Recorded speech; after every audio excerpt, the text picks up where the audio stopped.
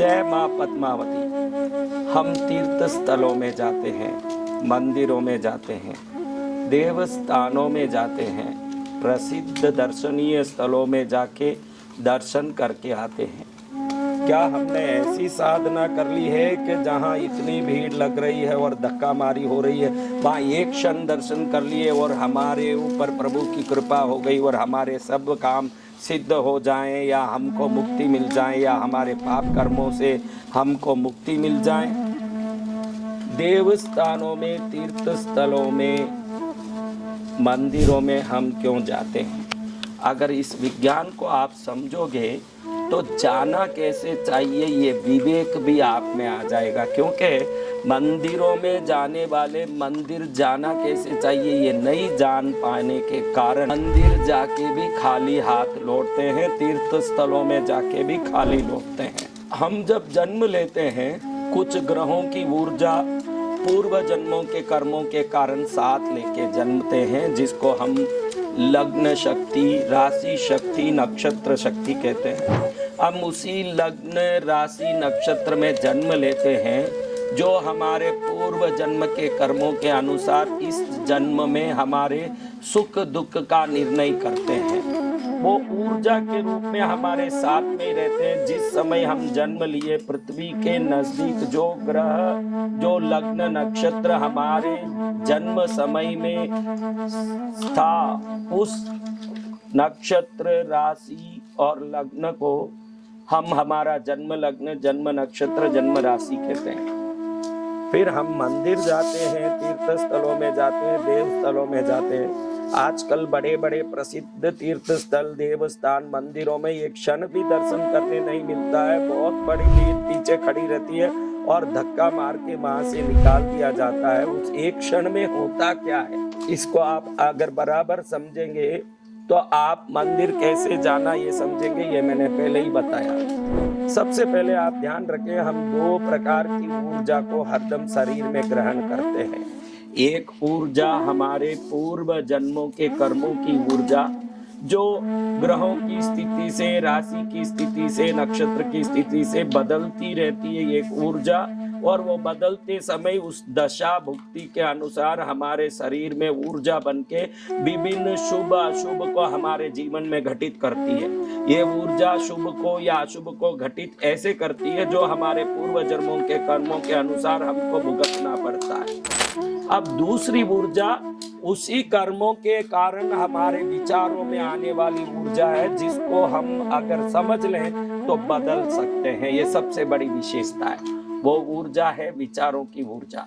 ये विचार करते क्या है? जब हमारे जीवन में सुख आता है तो आनंद के विचार आते हैं, खुशी के विचार आते हैं। वो जो सुख, खुशी के विचार आभा मंडल में एक शुभता लाते हैं, एक प्रकाश लाते हैं, और वो आभा मंडल और भी शुभ को आकर्षित करने वाला बन जाता है, और बेटर को करने वाला, पॉजिटिव आरा पॉजिटिव थिंग्स को अट्रैक्ट करने वाला बनता है, नेगेटिव आरा नेगेटिव थिंग्स को अट्रैक्ट करने वाला बनता है। यानी अगर आप कोई नुकसान में आ गए, आप कोई परेशानी में आ गए, आप कोई रोग में आ गए, आप कोई दुख में आ गए, तो आप सोचते हो कि मुझे ये दुख सता रहा है, मुझे ये परेशानी सता रही है, मैं बहुत दुखी हूँ, मैं रोगी हूँ, मैं परेशान में हूँ, मुझे नुकसान हो गया। जब आप ये सोचते हो तो ये सोच आपके आभा मंडल को बदलता है। जब ये आभा मंडल गलत हो जाता है, दुख के विचारों का, नुकसान के विचारों का, परेशानी के विचारों का, रोग का विचारण का, तो ये आभा मंडल धीरे धीरे आपके जीवन में और भी रोग, दुख, परेशानी को खींचने वाला होता है, जिसको वस्तु आकर्षण विधि कहते हैं, लॉ ऑफ अट्रैक्शन कहते हैं, या मेटीरियल अट्रैक्ट्स द मेटीरियल। एक वस्तु अपने सम वस्तु को आकर्षित करता है, दुख दुख को आकर्षित करता है, परेशानी परेशानी को आकर्षित करता है, और आदमी को मालूम ही नहीं पड़ता है कि मैं परेशानी के विचारों को मन में निरंतर दोहरा के मंत्र की तरह उसको रटते हुए उसमें एक ऊर्जा उत्पन्न कर रहा हूँ, और वो ऊर्जा धीरे धीरे मुझे नकारात्मक दलदल में फंसा रहा है और मैं धीरे धीरे फंसते फंसते दुख के विचारों से और दुख को, परेशानी को, रोग को, नुकसान को, संकट को और आकर्षित करता हूँ। आभा मंडल ही सब कुछ तय करता है और ये आभा मंडल विचारों के, मन के घर्षण से उत्पन्न होता है। आभा मंडल कैसे क्रिएट होता है? आप एक विचार करते हो तो आपके मन के अंदर परमाणुओं का घर्षण होता है, वो परमाणुओं का घर्षण को विचार कहते हैं। विचार योगियों को आता नहीं है, विचार ध्यान में आता नहीं है, क्योंकि उस समय परमाणुओं का हलन चलन होता नहीं है। जब परमाणु का घर्षण जब नहीं होगा, विचार नहीं होगा, इसलिए प्राणायाम करने वाले, ध्यान करने वाले समाधि में जाते हैं। समाधि का अर्थ कुछ नहीं है, निर्विचार हो जाना है। निर्विचार हो गया वो समाधि में है। विचार तब होता है जब अंदर के परमाणु एक दूसरे से टकराते हैं और एक दूसरे को रगड़ते हैं, और ये रगड़ को ही विचार का उत्पत्ति कहते हैं। बड़ा विचार की उत्पत्ति अगर सकारात्मक है तो आपका आभा मंडल सकारात्मक होता है, और सकारात्मक आभा मंडल धन, दौलत, सुख, शांति को आकर्षित करता है, और नकारात्मक आभा मंडल रोग, परेशानी, नुकसान, संकट को उत्पन्न करता है। और मैंने दुनिया में देखा है 1,00,000 में 99,999 लोग अपने हुए नुकसान, परेशानी, रोग, संकट का निरंतर चिंतन कर करके उसको इतना प्रगाढ़ बना लेते हैं, इतनी शक्तिशाली बना लेते हैं कि वो शक्ति उनको निरंतर दुख को आकर्षित करने वाली शक्ति बन के नकारात्मक आभा मंडल के रूप में परिवर्तित हो जाती है। वो चलते फिरता नेगेटिव पावर स्टेशन बन जाता है, गलत चीजों को आकर्षित करता है, गलत लोगों को आकर्षित करता है, गलत घटनाओं को आकर्षित करता है, दरिद्रता को आकर्षित करता है, रोग को आकर्षित करता है, परेशानी को आकर्षित करता है। यहाँ हमारे प्राचीन भारतीय सनातन शास्त्र काम आता है। आपकी कितनी भी प्रगाढ़ दरिद्रता, दुख और संकट, परेशानी का, नुकसान का नकारात्मक ऊर्जा हो, आप कृष्णगिरी जैसे तीर्थों में, ज्योतिर्लिंगों में, शक्तिपीठों में, प्राचीन तीर्थ स्थलियों में, दिव्य स्थानों में जाते हैं तो वो दिव्य स्थान आपके लिए क्या करते हैं महाराज? क्या करते हैं आपके लिए? देखिए, आप दिव्य स्थानों में क्या होता है। आप किसी मंदिर में जा रहे हो, कि किसी तीर्थ स्थल में जा रहे हो, कि भी देवी स्थान में जा रहे हो, दैविक स्थल में जा रहे हो। अब ध्यान रखना, उधर कई लोग जाके प्रार्थना करते हैं और वहां के पंडित, पुरोहित, पुजारी, संत, कई महंत प्रार्थना करते होते हैं। तो सबसे पहले एक दैविक स्थान के, मंदिर के, तीर्थ स्थली के परिसर में सबसे पहले होता है प्रार्थना की ऊर्जा।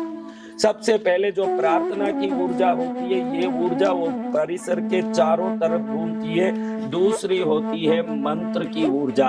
वहां वेद मंत्रों का पाठ होता रहता है, जप मंत्रों की उच्चारण होते रहते हैं। विभिन्न प्रकार के मंत्रों से, स्तुतियों से, स्तोत्र से, आरती के गायन से निरंतर वो जगह सकारात्मक शब्दों के तरंगों को गूंजाता है। तो वो जगह में होता है प्रार्थना की ऊर्जा और मंत्रों की ऊर्जा। फिर होता है क्रिया की ऊर्जा। एक घर में एक आदमी सुबह 11 बजे भी उठ सकता है, एक आदमी 10 बजे उठता है, कोई 9 बजे उठता है, कोई 8 बजे उठता है। लेकिन सुबह 5 बजे अगर कोई जगह एक्टिविटी चालू हो जाती हो, 5 बजते ही कोई क्रिया चालू हो जाती हो, वो जगह है मंदिर। दुनिया के कोने कोने में जो भारतीय मंदिर है, सब सुबह 5 बजे, 5:30 बजे खुल जाते हैं। कई मंदिर तो 4 बजे भी खुल जाते हैं। 5 बजे खुलने वाला मंदिर रात में 9, 10 बजे, 10:30, 11 बजे तक भी निरंतर कोई न कोई आराधना में संलग्न रहता है। ये संलग्नता क्रिया 6 काल की पूजा होती है, 4 काल की पूजा होती है, 3 काल की पूजा होती है। तो पद्धति से वर्षों से निरंतर चलने वाली वो पूजा की पद्धति, उसकी क्रिया, ये जो उत्पन्न करती है ये क्रिया का ऊर्जा।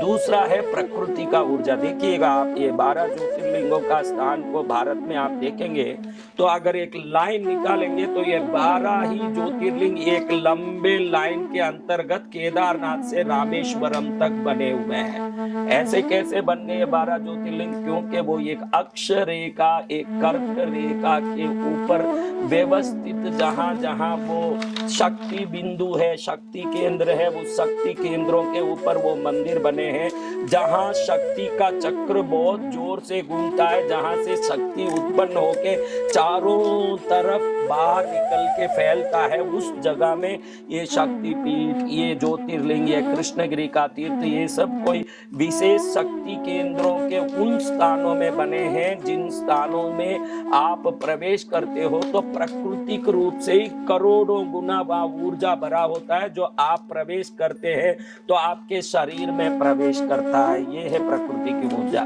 दूसरा, वहां आप जाओगे तो एक मंदिर में मूल स्थान में कोई शिवलिंग हो, देवी हो, पद्मावती हो, उनका तो स्थान होता ही है, लेकिन कितने ही पारिवारिक देवताओं के स्थान होते हैं, गणपति से लेकर हनुमान जी तक के मंदिर होते हैं। तो उन सभी मंदिरों में से निकलने वाली दैविक ऊर्जा भी वहां पर चारों तरफ घूमता रहता है। और उसके बाद है सामग्रियों की ऊर्जा। आप देख सकते हैं आपके घर में गंदे कपड़े होंगे, आपके घर में गंदे कचरे कूड़े होंगे, आपके घर में फटे टूटे फर्नीचर होंगे, लेकिन एक मंदिर में आप जाएंगे तो वहां शाम को बासी फूल निकाल दिया जाता है, पुरानी चीजें निकाल दी जाती है। मंदिर में सिर्फ पवित्र चीजें जाती है, जैसे नारियल है, केला है, फल है, इत्र है, पुष्प है। जिन चीजों में अत्यंत ऊर्जा भरी हुई है, ऐसे ऊर्जामय वस्तु ही मंदिर में प्रवेश करते हैं। तो उन सामग्रियों की ऊर्जा भी उस मंदिर में, देवस्थान में, तीर्थ स्थलों में इतनी भरपूर होती है। और इन देव स्थलों में जाओ आप कोई भी स्थान में, तो वहाँ कितने ऋषि मुनि युगों पहले तपस्या किए हैं। इंद्र से लेके अग्नि, यम, कुबेर से लेके कई देवता वहाँ तपस्या करके भगवान महादेव को, भगवती को, पद्मावती को प्रसन्न करने साधना किए हैं। तो ऐसे ऋषि मुनियों के, देवताओं की तपस्या की ऊर्जा उस जगह में है। और तीर्थ स्थलों में मूल रूप से विराजमान हुए भगवान या भगवती की मूल शक्ति जो अनंत करोड़ सूर्यों से भी ज्यादा प्रकाश और ऊर्जा रखती है, ऐसी दिव्य ऊर्जा भी उसी जगह पर विद्यमान होता है। उसके अलावा वहां अखंड जलने वाले दीपकों से प्रकट होने वाली एक अति विशिष्ट ऊर्जा। अब आप समझिए, एक मंदिर में प्रार्थना की ऊर्जा, मंत्र की ऊर्जा, क्रिया की ऊर्जा, प्रकृति की ऊर्जा, देवताओं की ऊर्जा, सामग्रियों की ऊर्जा, ईश्वरीय ऊर्जा, अखंड जलने वाले दीपकों की ऊर्जा, वहां पहले तपस्या किए हुए ऋषि मुनि और देवताओं की ऊर्जा, तीर्थ में मूल रूप से विराजमान उस ईश्वरीय शक्ति की ऊर्जा। ये इतनी ऊर्जा जब एक साथ एकत्रित हो करके जब पूरी हो जाती है तो आप समझ लेना कि आप जब भी दर्शन करने जाते हो, आपको बहुत बड़े साधक बने होने की कोई जरूरत नहीं है, बहुत बड़े आस्तिक या आप बहुत बड़े आस्थावान, श्रद्धावान बनने की जरूरत नहीं है। जैसे किसी भी बगीचे में घुसने वाला आस्तिक हो, नास्तिक हो, आस्थावान हो, आस्थाहीन हो, सबको वो बगीचे में रहे हुए पुष्प समान रूप से सुगंध देंगे। वैसे ही इस तीर्थ परिसरों में, देविक स्थानों में, मंदिरों में घुसने वाले सभी लोगों को एक समान रूप से, भले वो नास्तिक हो, आस्तिक हो, श्रद्धावान हो, श्रद्धाहीन हो, मैंने जितनी ऊर्जा बताई है सभी ऊर्जाएं एक साथ जब उसके शरीर में प्रवेश करती है, जन्म जन्मों से एकत्रित किए हुए कर्मों की नकारात्मक ऊर्जा से लेके इस क्षण तक हमने जो विचारों से उत्पन्न किया वो नकारात्मक ऊर्जा 100% टोटल नेगेटिविटी रिमूव होती है और पूर्ण रूप से हम पॉजिटिव होते हैं। और यह पॉजिटिविटी हमको नया जन्म, नया जीवन और नया दर्शन देता है। मंदिर, देवस्थान और तीर्थ स्थलियों के दर्शन का सबसे बड़ा फायदा है कि जिस आभा मंडल से हम जीवन को निर्मित करते हैं, जिस आभा मंडल से हम भविष्य को निर्मित करते हैं, वो आभा मंडल जो गलत है हमारे जीवन में, जो अशुद्ध है, जो नकारात्मक है, जो नेगेटिव है, उसको एकदम उखाड़ फेंक करके उसको परिशुद्ध शुद्ध करना और व्यक्ति को पुनः अपनी समृद्धि और श्रेष्ठता की ओर लौटाना हर तीर्थ स्थल करता है, हर मंदिर करता है। उसमें कृष्णगिरी अति विशिष्ट है, क्योंकि कई समय से यहाँ काले वस्तु पहने हुए लोगों को, कंदमूल खाए हुए व्यक्तियों का अंदर प्रवेश नहीं दिया जाता है, ताकि ये स्थान का ऊर्जा सदा सकारात्मक रहे। अब ये जानना जरूरी है कि हम लोग कई तीर्थ स्थल जाके आने के बाद भी हमारे जीवन में कोई परिवर्तन नहीं दिखता। इसका कारण क्या है कि हमारे जीवन में कोई परिवर्तन नहीं दिखता? ये बहुत जरूरी सोचने जैसी बात है। ध्यान रखिए,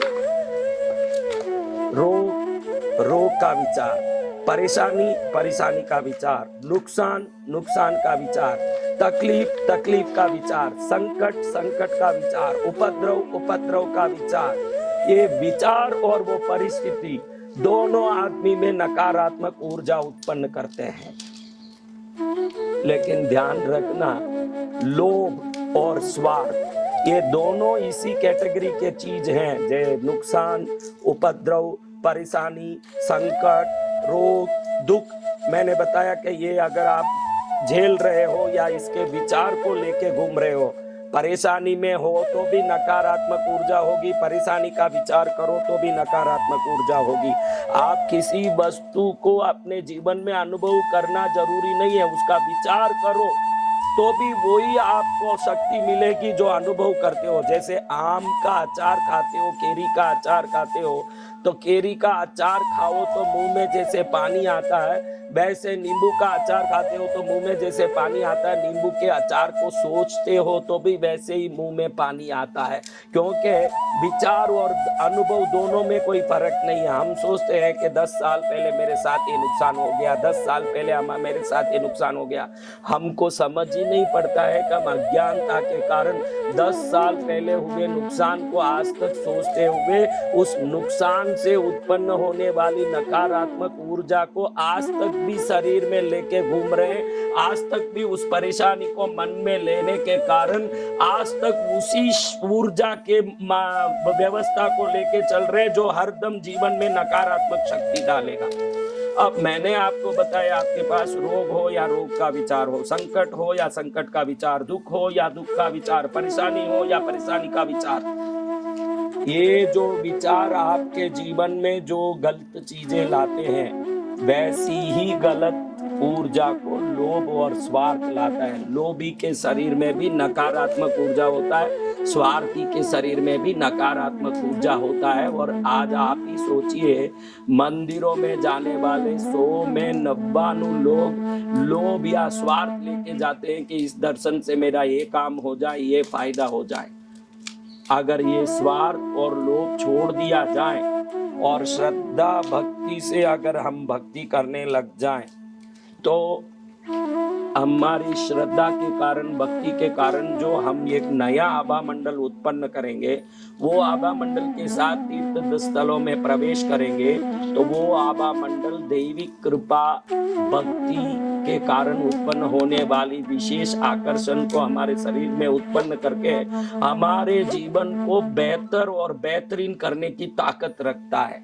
ये ऊर्जा तभी होगा जो व्यक्ति कोई तीर्थ स्थल में जाता है तो निस्वार्थ होके ईश्वर के लिए ईश्वर का भजन करने जाए, निस्वार्थ लोभ रहित होकर के भक्ति के लिए भक्त बन के जाए। आज ये पॉसिबल नहीं दिखता है, लेकिन विज्ञान कहता है कि अगर तू निस्वार्थ और निर्लोभी बनेगा तो तीर्थ स्थलों में जाने के बाद वहां की ऊर्जा तेरे शरीर में आश्चर्यजनक परिणाम लाएगी, आश्चर्यजनक तेरे जीवन में श्रेष्ठ बदलाव आएंगे।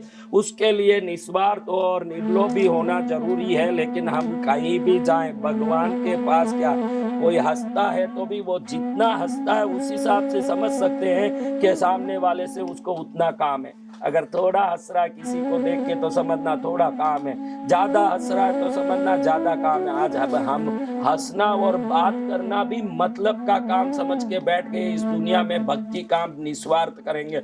लेकिन मैं वो विज्ञान आज समझा रहा हूँ, क्योंकि आ गई है नवरात्रि और अक्टूबर 3 तारीख से 12 तारीख तक विश्व का दुर्लभ अलौकिक भक्ति नवरात्रि का कृष्णगिरी में होगा। लेकिन कोई सोचे कि मेरा ये काम हो जाएगा, लक्ष्मी मिल जाएगी, धन मिल जाएगा, मैं हाथ जोड़ के निवेदन करता हूँ, अगर आप में कोई लोभ है और स्वार्थ है, उसके लिए कृष्णगिरी आ रहे हो तो आना बेकार है।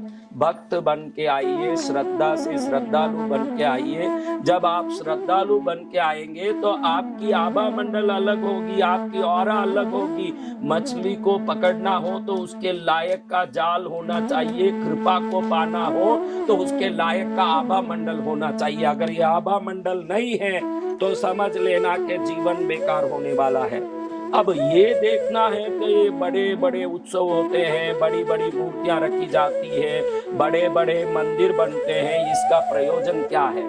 क्योंकि जब लोभ और स्वार्थ लेके भी कोई जाता है, वहां का जो बृहत्ता देखता है, विशालता देखता है, तो जो आश्चर्य होता है, उस आश्चर्य से श्रद्धा उत्पन्न होती है। और जब श्रद्धा उत्पन्न होती है तो अपने आप आभा मंडल बदल जाता है। जाता तो स्वार्थ और लोभ लेके, लेकिन नवरात्रि के, गणेश चतुर्थी के बड़े बड़े पंडाल देखता है तो अपना मकसद भूल जाता है और वो पंडाल को देख के मुंह फाड़ते रह जाता है कि वाह भाई इतना बड़ा ऐसा है। और वो देख के मन में आता है कि प्रभु की महिमा कितनी होगी जब ये पंडाल ही इतना बड़ा है। ये पृथ्वी में कहीं ये कोने में ये पंडाल ऐसा बन सकता है तो पृथ्वी को चलाने वाले भगवान कैसे होंगे? ये सोच आदमी को आ जाता है। जब ये सोच आता है तो वो सोच आदमी में एक नया आश्चर्य और श्रद्धा उत्पन्न करता है। और जब श्रद्धा उत्पन्न करता है तो वो श्रद्धा अपने आप उसके आभा मंडल को बदल देता है। देखिए,